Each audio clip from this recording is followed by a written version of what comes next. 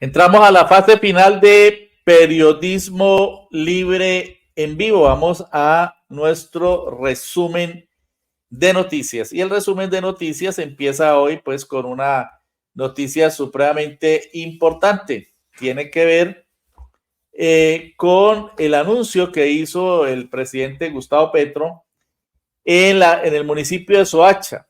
Para quienes no conocen Soacha, este es un municipio que queda ahí pegadito a Bogotá, en el sur de la ciudad. El límite es una calle, se pasa de una esquina a la otra. En una esquina está Bogotá y en la otra ya está en Soacha. Es un municipio bastante grande. Creo que es de las ciudades más grandes del país. Más de 1 millón de personas lo habitan. Y pues tiene muchos problemas de pobreza, muchos problemas de hambre, y por eso fue seleccionado por el gobierno nacional a través de Gustavo Bolívar y el mismo presidente Gustavo Petro y la vicepresidenta Francia Márquez para hacer la presentación de un programa de mucha importancia, la campaña nacional de lucha contra el hambre.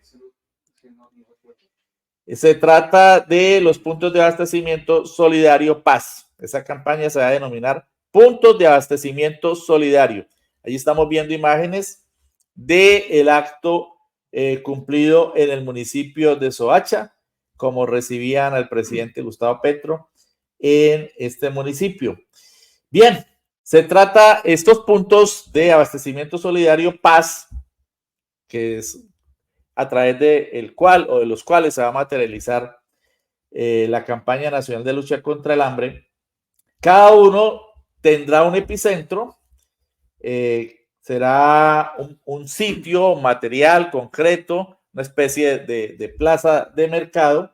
La de Soacha se construirá con 4.000 millones de pesos y se ha destinado medio billón, o sea, 500.000 millones de pesos para los 150 municipios en los que se prevé desarrollar este programa de lucha contra el hambre en todo el país.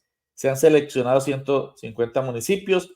La iniciativa consiste en la construcción de 150 obras de infraestructura o mercados solidarios, así se denominará, en igual número de ciudades priorizadas, municipios priorizados con recursos del Departamento de Prosperidad Social, que, como decimos, lidera Gustavo Bolívar.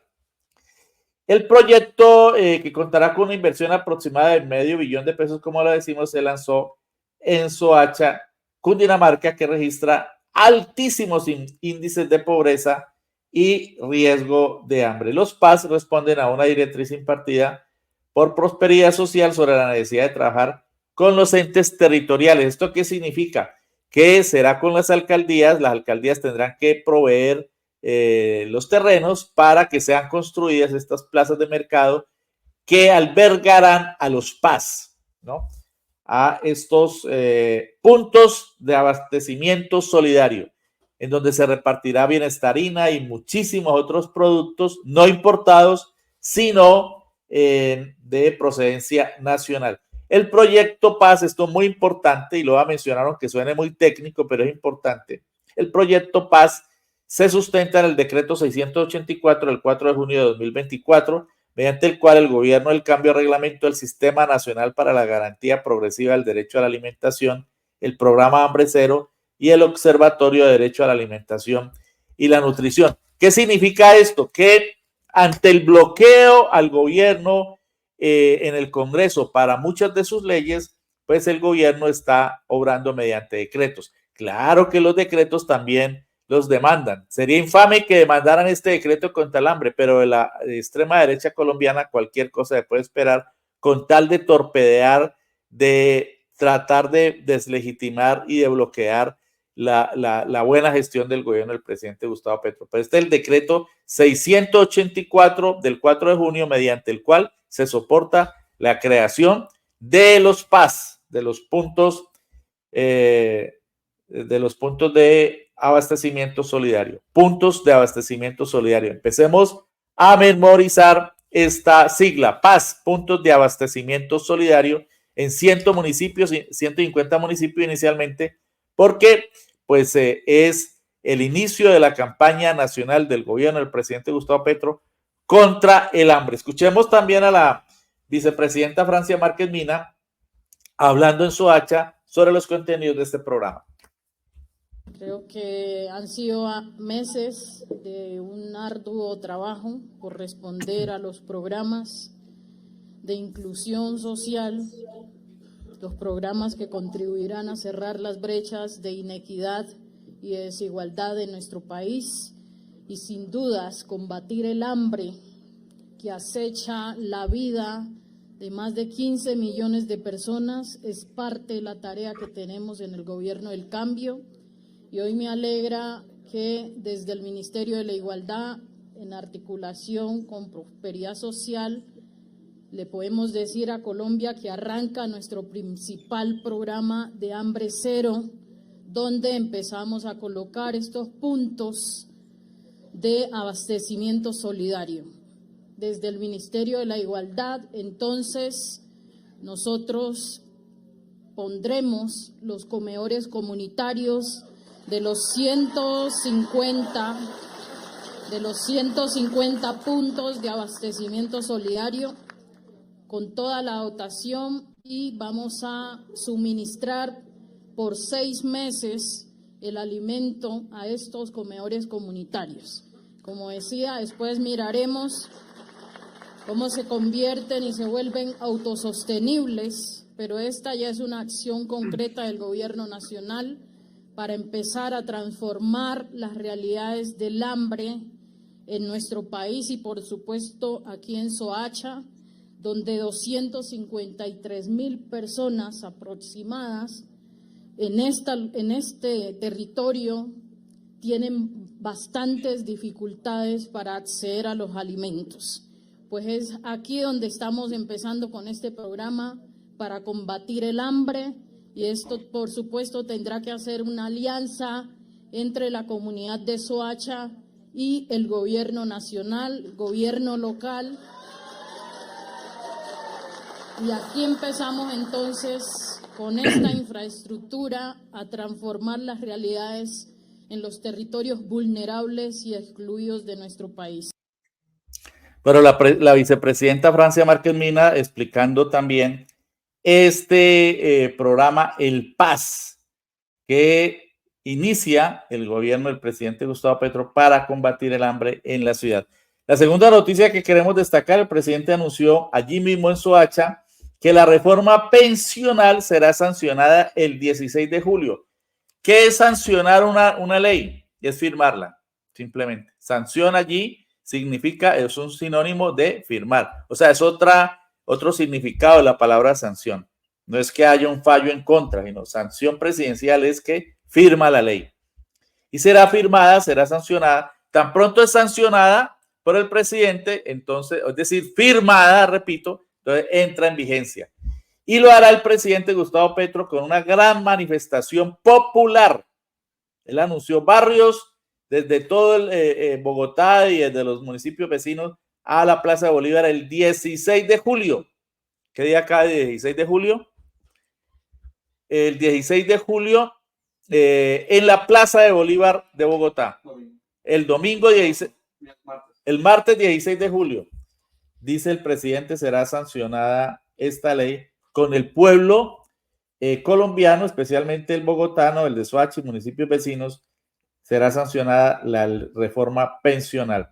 También allí en Soacha denunció que hay sabotaje a su gobierno desde diferentes funcionarios, seguramente heredados de los gobiernos de Duque, de Santos, incluso desde Uribe, que están saboteando el gobierno desde adentro. Dijo que esto era mucho más grave porque se conoce el sabotaje de la extrema derecha en el Congreso y en otros escenarios, pero es mucho más grave desde dentro del gobierno, porque es que lo hemos dicho varias veces, ¿no? Cuando el presidente asume su mandato, no significa que todos los funcionarios de la derecha y de la extrema derecha salen, no.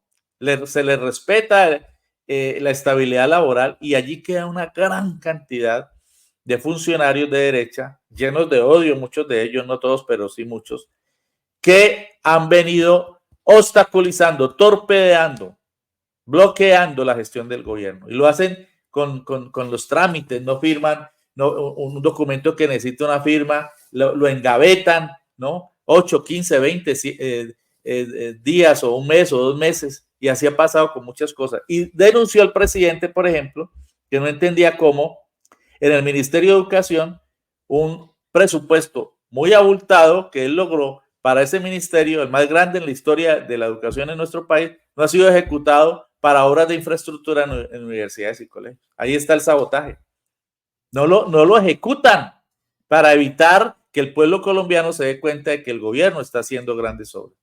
Entonces, el presidente hace esta denuncia, pero ojalá sea atendida y se pongan los correctivos de rigor para que no quede allí simplemente en la denuncia, porque el presidente ha venido haciendo muchas denuncias, pero parece que el sabotaje continúa.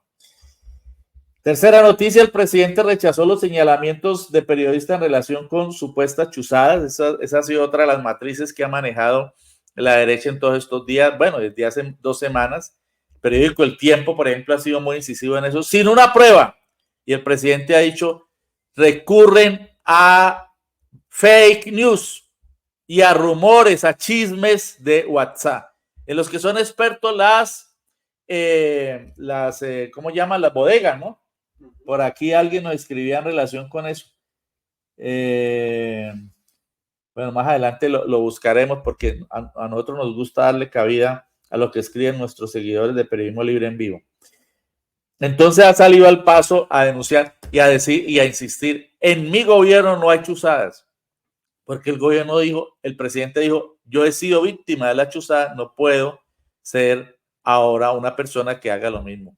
Y el director de inteligencia del Estado también ha concedido declaraciones en ese sentido. Y no hay pruebas. La verdad es que no hay pruebas. Ningún medio ha presentado pruebas. Y un magistrado de la Corte Constitucional lo único que dijo era que le ha llegado una cadena de WhatsApp. Esa era toda su prueba. Que él mismo dijo, porque sabe de derecho, no es una prueba, sino un indicio. Y por eso ni siquiera ha presentado denuncia. Pero esto está unido también a la campaña de lawfare y de generar ruido para tratar de crear la matriz de que esto es una dictadura y que se está haciendo lo mismo que Uribe. E incluso titularon, volvieron las chuzadas, ¿no? Ahí está la campaña de mentiras, de manipulación, de fake news. Y esto va seguido de lo que ha venido ocurriendo con el hermano de Laura Sarabia. Incluso Laura Sarabia dijo el presidente que se había enfermado. Tuvo que ser llevada de urgencias al hospital. Han desatado una campaña atroz, infame, contra el hermano, dice el presidente de Laura Sarabia, para tratar de decir que el presidente hace trámites, hace corrupción con una de sus principales funcionarias, lo cual fue absolutamente desmentido por el presidente. El presidente dijo, jamás he sido corrupto, jamás seré corrupto, jamás tomaré un peso del erario, es decir, del presupuesto público, el presupuesto del pueblo, de los dineros del bolsillo de los pueblos, jamás lo tomaré. Esto dijo el presidente Petro también en Soacha. Pero como se trata de denigrar del presidente, de tratar de volver su lucha de décadas en el Parlamento y en el Congreso contra la corrupción, la peor que ha habido en Colombia, que sigue existiendo, y tratar de mostrarlo como lo contrario, como lo que no es, entonces se pasan por la faja la honra de una persona, de un muchacho que nada tiene que ver con nosotros, simplemente para tratar de hacer ver al presidente como un corrupto, que no lo soy, ni lo seré. No me interesa el enriquecimiento personal, no tengo ni finca ni carro. Lo único que he logrado es una vivienda para mis hijos que ya no viven allí, de la cual aún pago las altas cuotas bancarias y estoy ahorcado, pero creo que ya voy saliendo estamos ahorcados, ya voy saliendo del impasse. Es lo único que tengo. La casa ya tendremos que venderla, pero demuestra que en 20 años más de lucha parlamentaria, en donde sí he recibido salarios altos con los que me he sostenido, es lo único que tengo como un bien. Bien lo que decía el presidente, defendiendo su honorabilidad. Y a esas cadenas de WhatsApp, a esas mentiras, a esas fake news, que los medios de comunicación hegemónicos convierten en pruebas y convierten en grandes titulares y grandes informes para mantener la matriz de desinformación, para mantener la manipulación con el objetivo de deslegitimar y torpedear el gobierno del presidente Gustavo Petro, es a lo que se refería él cuando habló de prensa Mossad. Ojo con eso, prensa Mossad. Prensa que se presta para la manipulación, para la mentira, para el espionaje que conduce a generar chisme, a generar rumor, y como él lo dijo también en su discurso ante el alto mando militar en la posesión, en el ascenso de los coroneles a brigadieres generales en Bogotá al principio de la semana. Esas son políticas de Goebbels, el jefe de propaganda de Hitler, muy famoso, muy tristemente célebre, porque el presidente dijo, mienten y mienten y mienten, y de la mentira algo queda. Y a eso es a lo que le juega la derecha y sus medios de comunicación, a mentir y mentir, para que la mentira algo quede. Y lo siguen utilizando. Eso ocurrió a lo largo de estos 2 años. Bien, otra noticia, la cuarta, el presidente Petro también destacó a lo largo de esta semana que el giro directo del gobierno a las empresas, a las entidades prestadoras de salud, es decir, a los hospitales, a las clínicas, a los centros médicos, que son los que realmente prestan el servicio de salud, es decir, a las IPS, se ha convertido en el segundo renglón para la reactivación económica en nuestro país. El senador Wilson Arias produjo un trino en el que dijo que el mecanismo del giro directo a clínicas y hospitales es la segunda fuente de reactivación de la economía del país desde abril. Son 17.700.000 millones de pesos entregados a 5.382 prestadores directos. Y el presidente lo destacó. Veamos la nota que hizo RTBC, en la que informó sobre por qué el traslado directo del gobierno, es decir, de la ADRES, que es la que maneja la plata del Estado para las IPS y para las GPS, el traslado directo no haciendo el paso previo por la GPS, que se convierte en un intermediario, en un negociante allí para usar esa plata en el entretanto, sino haciendo el traslado directamente a las IPS, no pasando por el peaje de las EPS, sino yendo directamente a las clínicas de los hospitales, se ha convertido en el segundo renglón de la reactivación económica en nuestro país. Veamos. 12:32 de la tarde. El mecanismo de giro directo a clínicas y hospitales se ha convertido en la segunda fuente de reactivación de la economía del país. Esto según el presidente Gustavo Petro. Nos comunicamos a esta hora con Gilberto Valencia. ¿Desde cuándo estará funcionando este sistema y además cuántos hospitales se han beneficiado? Buenas tardes. 5.382 instituciones prestadoras de servicios en salud, públicas y privadas, se han visto beneficiadas del giro directo del gobierno desde el mes de abril, lo que ha generado un crecimiento económico del sector salud. Desde la implementación el 16 de abril del decreto 489 de 2024, se les ha girado directamente a 5.382 clínicas, hospitales y otras instituciones prestadoras de servicios en salud, un total de 17.7 billones de pesos, con fecha de corte al 12 de junio, lo que ha reactivado la economía de la red pública hospitalaria del país. El presidente Gustavo Petro señaló que esta noticia ha pasado desapercibida. ¿Cómo así que esa variable aparece como una de las grandes reactivadores económicas si todos los días vienen diciendo que estamos destruyendo el sistema de salud? Pues es ahí que debería analizarse la cifra, porque al hacer giro directo, sin intermediación, los recursos públicos están llegando directamente a la clínica, al hospital, al consultorio público o privado.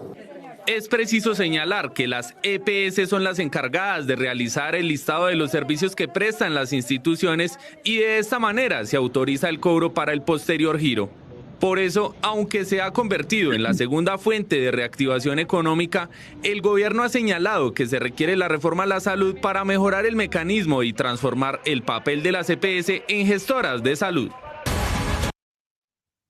Bien, la noticia importante en el marco de la reactivación económica, entre otras cosas, sobre eso hablamos en la emisión anterior, cuando hablábamos de cómo un estudio del DANE daba cuenta de que la economía nuestra había crecido en un 5.52%, lo cual había molestado mucho a los medios de comunicación que solo esperan noticias negativas.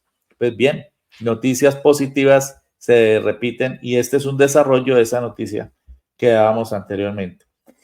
Otra noticia económica importante, bajó el desempleo, ya está en el 10,3%, 463,000 nuevos puestos de trabajo de personas ocupadas. También hay que decir que Bucaramanga es la ciudad del país con menos desempleo. Sexta noticia, baja también la tasa de interés del Banco de la República. Esto es importante para sobre todo quienes tienen créditos y sobre todo créditos altos como los de vivienda, quedó en 11.25 y la inflación también está de para abajo, está en el 7,16%. El gobierno, a través de su ministro de Hacienda, que tiene asiento en la Junta Directiva del Banco de la República, pidió que se bajara no en 50 puntos y no en 75, pero la mayoría de derecha en la Junta Directiva del Banco de la República, recuerden, este es un ente autónomo. El gobierno tiene una representación allí, pero no es la mayoría. Entonces, por eso siempre derrotan al ministro, casi siempre derrotan al ministro de Hacienda, porque el gobierno ha venido insistiendo, bajen la tasa de interés real para que bajen los costos del dinero en nuestro país y la gente pueda activarse económicamente más, porque entre más altas sean las tasas de interés, pues más altos serán los créditos que tengan que pagar las personas, los intereses que tengan que pagar las personas, y eso no conduce o no facilita que la gente asuma deudas, responsabilidades. El presidente ha pedido que el elemento fundamental para la reactivación, o uno de los elementos fundamentales, que bajen las tasas de interés, pero bueno, ahí logró que se bajaran en 50 puntos, pero el gobierno pedía 75, lo cual lo hubiera dejado en 11 puntos cerrados las tasas de interés. Bien, séptima noticia, el director del Departamento Administrativo Nacional de Planeación, Alexander López, dijo que de ahora en adelante las prioridades en materia de inversión no serán ni las autopistas 4G, ni 5G, ni nada de eso, sino los recursos para el agua. Y que en ese sentido, las vigencias futuras estarán destinadas a solucionar ese problema de agua potable que es tan palpitante, tan grave en zonas del país muy específicas como la Guajira, como el Chocó, como regiones de los llamados llanos orientales, etc. Octava noticia, la Superintendencia de Seguridad Privada prohibió los patrullajes de paramilitares disfrazados de vigilantes privados que viene patrocinando la alcaldía de Sincelejo en manos del señor Yair Acuña. La novena noticia del orden nacional, lo que hicieron los corruptos en el gobierno de Iván Duque en la SAE, ¿no? Que los medios de comunicación no dicen en qué época fue. Pues se ha conocido una investigación de la Contraloría General de la Nación, según la cual 60 relojes de alta gama, finísimos, Rolex, 15 caballos de paso muy fino, 31 taxis se perdieron en la Sociedad de Activos Especiales SAE durante el gobierno de Iván Duque. Esto lo denunció la Contraloría. Repito, los medios ya han tomado la matriz, la decisión, el comportamiento manipulador de no decir en qué momento, en qué gobierno ocurren estos hechos, ¿no? Que incluso muchos de ellos han sido denunciados por Daniel Rojas Medellín, el presidente de la SAE. Pero no, quieren dejar la matriz allí para que la gente piense que es en la actual SAE. No, es en las anteriores administraciones. Las pérdidas tienen un valor superior a los 28,000 millones de pesos y revelan, según la Contraloría, graves fallas en la gestión de los bienes incautados y administrados por la SAE en el gobierno de Iván Duque. Y la décima noticia en el plano nacional es que lamentablemente ocurrió el asesinato de Eiber Danilo Poto Pazú, hijo de Nelson Lemus, líder histórico del Cauca, y hoy viceministro de Pueblos Étnicos en el Ministerio de la Igualdad. Un hecho repudiable, un hecho atroz cometido por las bandas criminales que operan en el Cauca. Expresamos toda nuestra solidaridad con la familia del viceministro de Pueblos Étnicos del Ministerio de la Igualdad y a toda su familia. En el plano internacional, pues la noticia más importante esta semana, o una de las más importantes, fue la liberación de Julian Assange, después de una larga persecución que viene desde 2010 por parte de Estados Unidos, que le quería aplicar no sé cuántas cadenas perpetuas, 175 años de prisiones, o sea, esta vida y la otra y la que sigue, por el solo hecho de ejercer el periodismo. Esa es la farsa de Estados Unidos, de su hipócrita prédica de la defensa de los derechos humanos y la libertad de expresión. ¿Por qué lo querían extraditar y por qué lo querían encarcelar por 175 años? Por haber revelado las atrocidades cometidas por los gobiernos de Estados Unidos en las guerras del Golfo, en la invasión a Irak, en la invasión a Afganistán, en los ataques a Libia, en los ataques a otros países, en lo que hicieron en Guantánamo, etc. Por haber revelado eso a través de los famosos Wikileaks, Estados Unidos lo consideró un traidor y lo condenaba a semejante pena. Se logró un acuerdo, de todas maneras se tuvo que declarar culpable, pero con el fin de quedar en libertad. Finalmente ya se encuentra en su país de origen, Australia. Bienvenido Julian Assange y la libertad, la verdadera libertad de expresión y de prensa al mundo del periodismo libre. Segunda noticia, en el plano internacional, en Argentina la mayoría macrista y del denominado Partido Unión Cívica Radical le aprobaron a Milei la tristemente célebre ley base. Es una ley atroz que, aunque fue peluqueada y le quitaron muchas cosas, todavía quedó, como sería perversa que le quedaron cantidad de cosas después de la peluqueada, y permite la privatización de por lo menos 11 empresas del Estado, al estilo Uribe, ¿no? La baja de los impuestos para los más ricos, para las transnacionales, dice que para propiciar la inversión extranjera. Y resulta que los mismos empresarios ya salieron a decir que eso no iba a garantizar la inversión extranjera. Y lo más grave es que incluye una reforma laboral que va contra los intereses y los derechos logrados por los trabajadores a lo largo de muchos años de lucha. Y además de ello, le aplica impuestos a los salarios, a los sueldos, a través de la denominada el impuesto de ganancia a los salarios de los trabajadores. O sea, se los quita a los grandes empresarios y se los aplica a los trabajadores. Gravísimo lo que viene ocurriendo en Argentina. En Honduras se conmemoraron los 15 años del golpe de Estado que perpetró la ultraderecha contra el gobierno constitucional de José Manuel Zelaya en el año 2009, el 28 de junio del año 2009. Ese día creamos el blog de Periodismo Libre y de paréntesis. Sigan nuestros blogs con la información textual y gráfica de Periodismo Libre en Periodismo Libre, en el blog y en el blog de paréntesis. Y ese día Juan Orlando Hernández fue quien lideró la ultraderecha desde el Congreso. Fue una lawfare, un golpe parlamentario y también utilizando a los militares, un golpe cívico-militar que llaman. Y posteriormente este señor Juan Orlando Hernández se hizo elegir presidente en el 2013 y reelegir inconstitucionalmente en el 2017. ¿Y saben dónde está este señor ahora? Preso en Estados Unidos por narcotraficante. Ese fue el presidente que tuvo Honduras, lamentablemente, Juan Orlando Hernández. El pueblo hondureño finalmente, 14, 13 años después reaccionó, eligió a Xiomara Castro, la esposa de José Manuel Zelaya, el presidente defenestrado, derrocado en el año 2009, hace 15 años, y ella viene haciendo un gobierno de cambios, también enfrentando lawfare, enfrentando lo mismo que enfrentamos acá en nuestro país y en todos los gobiernos en todos los países donde hay gobiernos progresistas. pues se conmemoró esta fecha, pero ya ven dónde quedan estos que se erigen como disque líderes contra los gobiernos progresistas.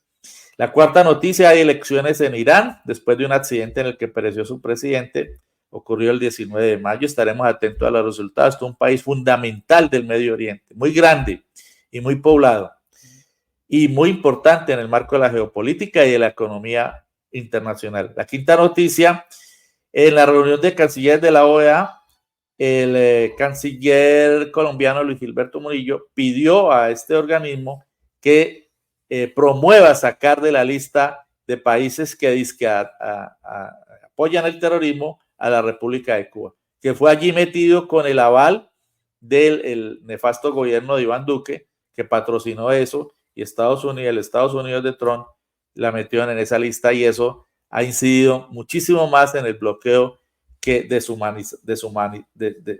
inhumano que se ejerce contra la República de Cuba. Finalmente, en materia regional, se cumplió en Cali la reunión preparatoria de la audiencia pública para la implementación de la reforma agraria en el Valle del Cauca, organizada por la Federación Baluarte Campesino del Valle del Cauca. Más de medio centenar de organizaciones sociales se hicieron presentes en un acto que se realizó el domingo inmediatamente anterior en la sede de la Universidad CCD en Cali, por organizaciones campesinas, rurales, ambientales, étnicas y de víctimas.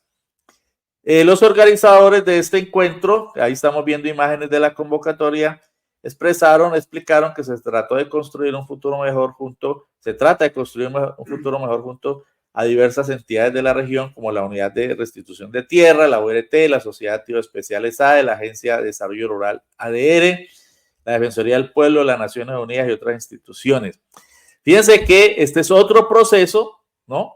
Distinto pero parecido, valga el juego de palabras, al aquel con el que iniciamos nuestra emisión, el de la Minga Social y Comunitaria. Son diferentes organizaciones, pero todas luchando por el acceso a la tierra para el que la trabaja.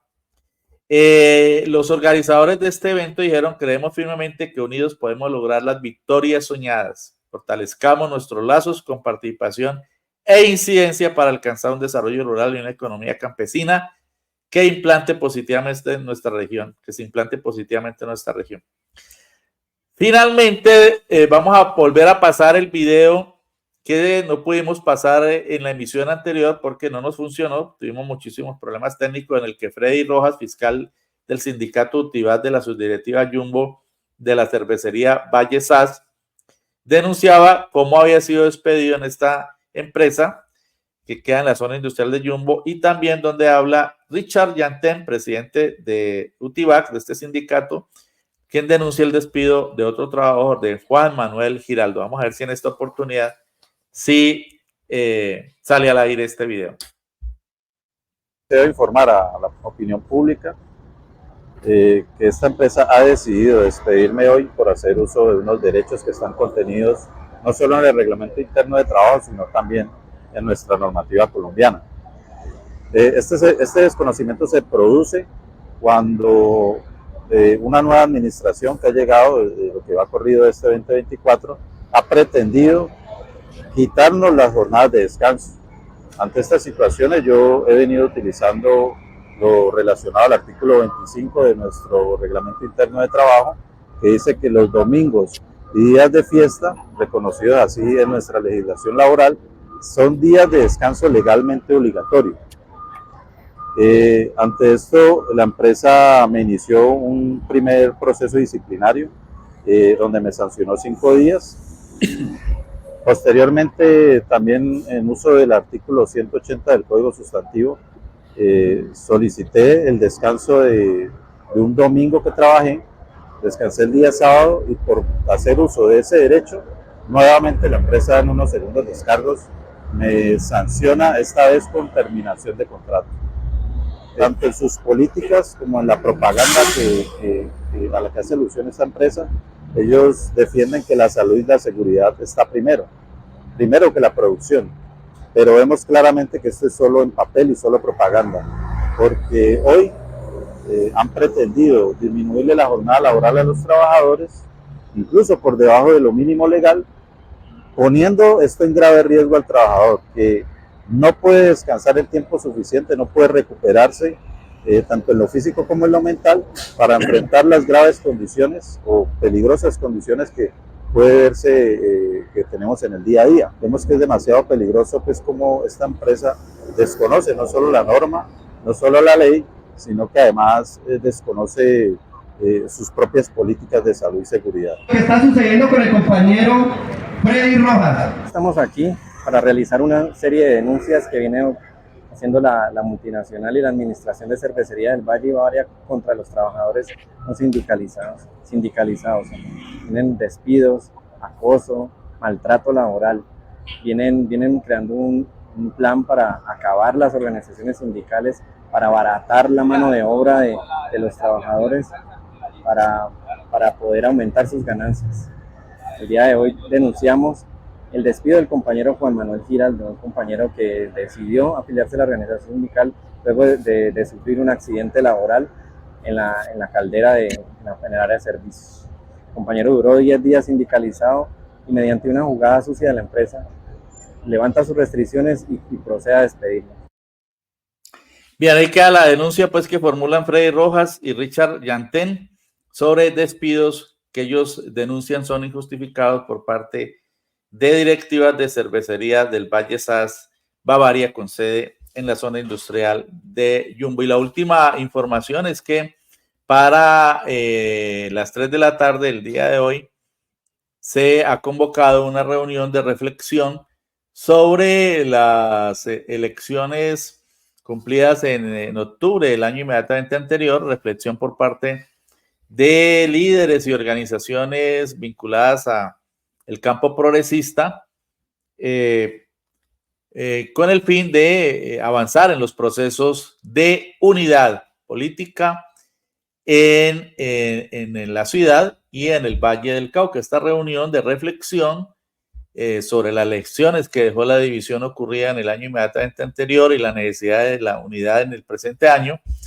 Esta reunión, repito, se cumplirá desde las 3 de la tarde en la sede del CECED, ubicada en el barrio Alameda, entre Alameda y Colseguros, en el sur de la ciudad. Pues están invitados todos aquellos que hayan participado en estos procesos políticos y que quieran participar igualmente en la reflexión sobre la necesidad de la unidad política con miras a los comicios y a los procesos políticos que se vienen en adelante en nuestro país. Y antes de terminar, pues quiero hacer alusión a algunas de los mensajes que no pudimos poner en los subtítulos de nuestro programa. Hoy tuvimos bastantes comentarios en el chat de Periodismo Libre. Andrea Milena Restrepo, Álvaro Ortiz, también dice apoyo al presidente Gustavo Petro. Jairo, debemos exigir respeto al pueblo, al voto popular. Andrea Milena Restrepo, Gustavo Riascos dice que se está hablando, hay personajes de la ultraderecha que quieren imponer la mordaza al periodismo alternativo. Estaremos averiguando de qué se trata. Jairo dice que debemos rechazar el golpe de Estado para que respete el voto popular. Andrea Milena Ortiz habla también de Soacha, que es un municipio muy, muy grande. Luz Marina Morán Insuasti, todos unidos jamás serán vencidos. Nunca más botas al revés ni despojo de tierras. Gustavo Riascos, ¿dónde queda lo que dicen los medios de la derecha, el 68% de desaprobación? La oposición inteligente es una vergüenza internacional, dice. Por acá, don Gustavo Rojas, excelente programa de Periodismo Libre esta semana, gracias a todos los participantes y a su dirección. Gracias, don Gustavo. La oposición inteligente son tan inteligentes que al hundir la reforma a la salud hundieron la GPS, dice él. Dice Gustavo Riascos.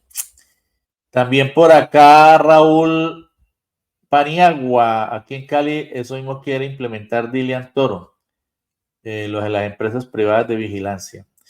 Gabriel Arango, vía el señor presidente. Luis Carlos Pacheco Varela, esa multinacional, son usureros, hacen y deshacen lo que quiera con el trabajador. Se refiere a la denuncia de los trabajadores de Cervecería del Valle. Y Hugo Ballesteros dice que esa táctica la utilizaron en la empresa Baterías Mac, hoy Claros Andinas SAS, con despidos y más de 1,000 sancionados disciplinariamente. Y finalmente Hugo Ballesteros en demandas judiciales con 3 años en curso. Bien, pues el periodismo libre también tiene el deber de dar a conocer las denuncias que hacen los trabajadores a través de sus organizaciones sindicales, sus organizaciones gremiales, porque el periodismo libre debe ser vocero de las luchas populares, incluidas las de los obreros y los trabajadores. Hemos llegado al final de Periodismo Libre, emisión número 81 de este sábado 29 de junio. Nos vemos el próximo sábado a las 10 de la mañana con más entrevistas, más información, más análisis. Les habló Luis Alfonso Mena Sepúlveda. Y no olviden, Periodismo Libre o es una farsa. Suscríbanse a Periodismo Libre.